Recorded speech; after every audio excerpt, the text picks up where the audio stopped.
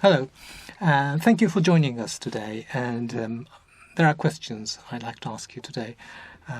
We Japanese speakers tend to have problems pronouncing some sounds, words, phrases in English because the phonetic systems are so different between the two languages.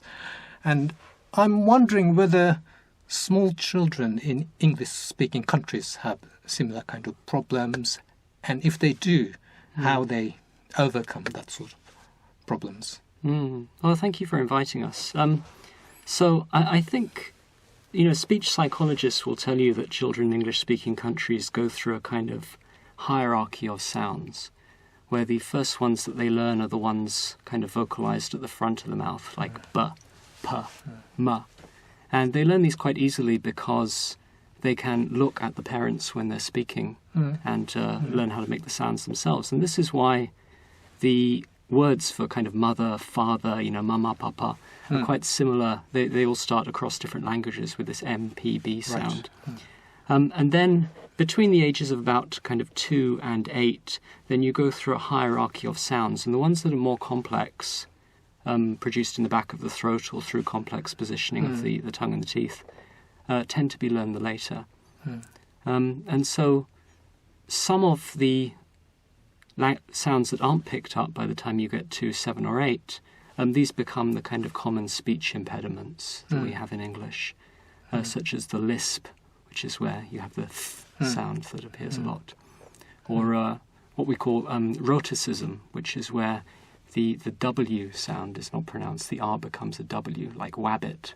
Oh, I see. And this is quite characteristic of children's speech. If you're trying to kind of imagine as an author how to write a child's speech in English, you might say wabbit instead of rabbit. But it persists into some adults as well. So in a way, trying to pronounce rabbit, if you say wabbit, that's the right way of doing it. That's how a child would say it as they're learning. Because that wouldn't happen with Japanese speakers. It's interesting. So Japanese speakers coming as adults to learn English have already, they're coming out of a developed linguistic context. And so the sounds that are difficult for Japanese adult speakers when they speak English are generally the ones that don't exist in Japanese. For example, famously the L and the R distinction, or between F and H, like hood and food. In Japanese, you might say fudo for both of them. And so a number of these, especially the L and the R, these overlap with the problems that small children have learning English, who often also confuse L and R. But that doesn't mean necessarily that it's the same process.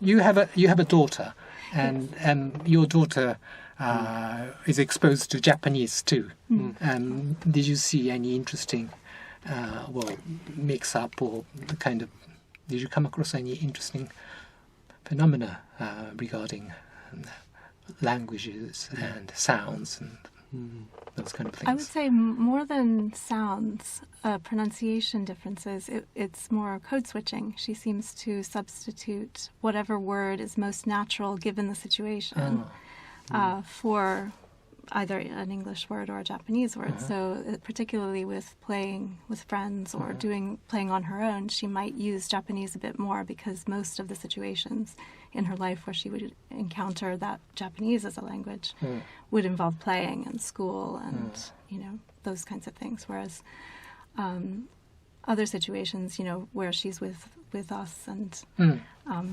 doing sort of more abstract ideas would almost certainly be in English because she's heard stories and has encountered more adult conversation in English versus the school conversations she hears in Japanese all the time. So her words are loaded with contexts. Definitely, I think.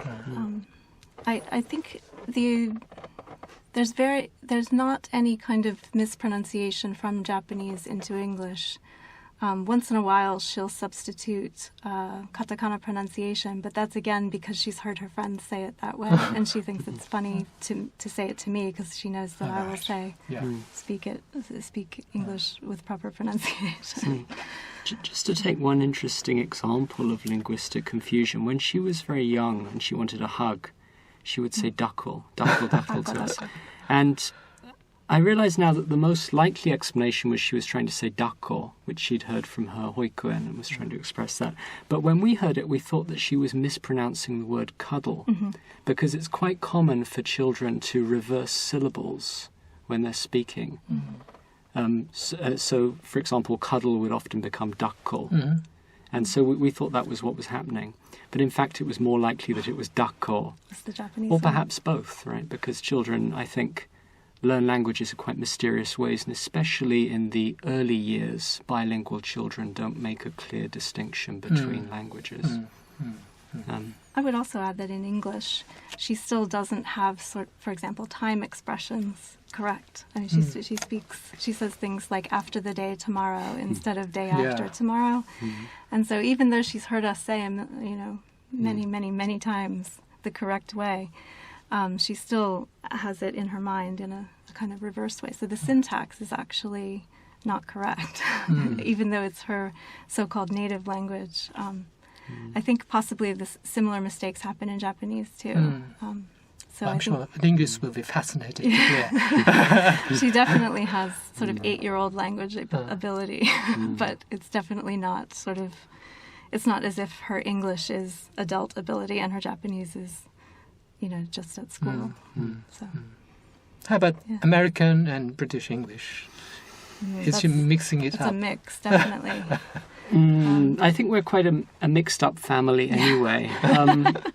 For example, a lot of... I think I've sort of retained the basics of the accent that I grew up speaking, which is fairly close, I guess, to Southern English received pronunciation. But areas, particularly the intonation, the way I stress certain words has changed. And this came up in the recording session today when we recorded 2 clips, and in one of them I said direct, and in the other one I said direct. So putting the stress first on the first syllable and then on the second. And it helped me realise that actually in my own speech then I basically alternate. That's not a fixed pronunciation for me.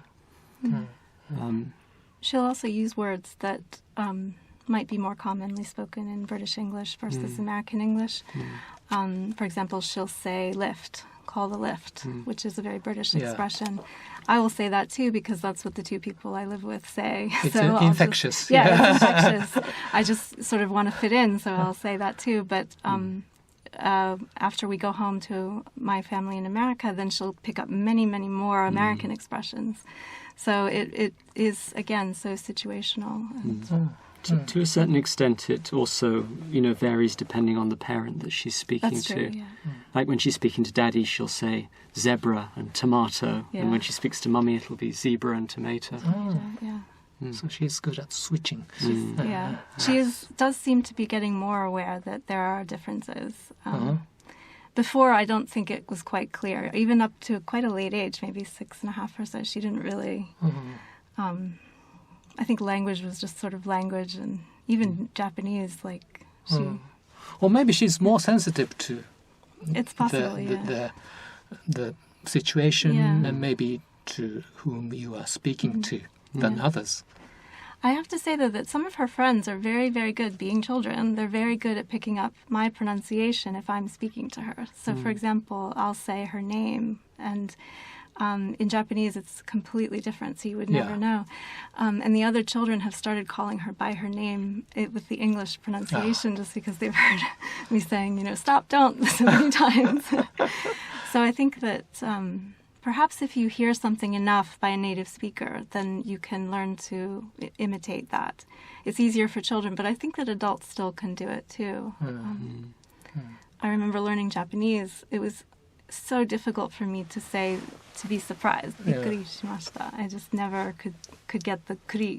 So that's one killer word. Yeah, that was a killer word for me. I couldn't hear it properly. I couldn't say it properly. I still can't, but over time, I would hear it again and again and again, and it got easier to say. So I think perhaps for language learners whose first language is Japanese, even though the phonemes might be not as numerous as in English, then I think the more you hear a native speaker say it, the easier it becomes to imitate. Yeah.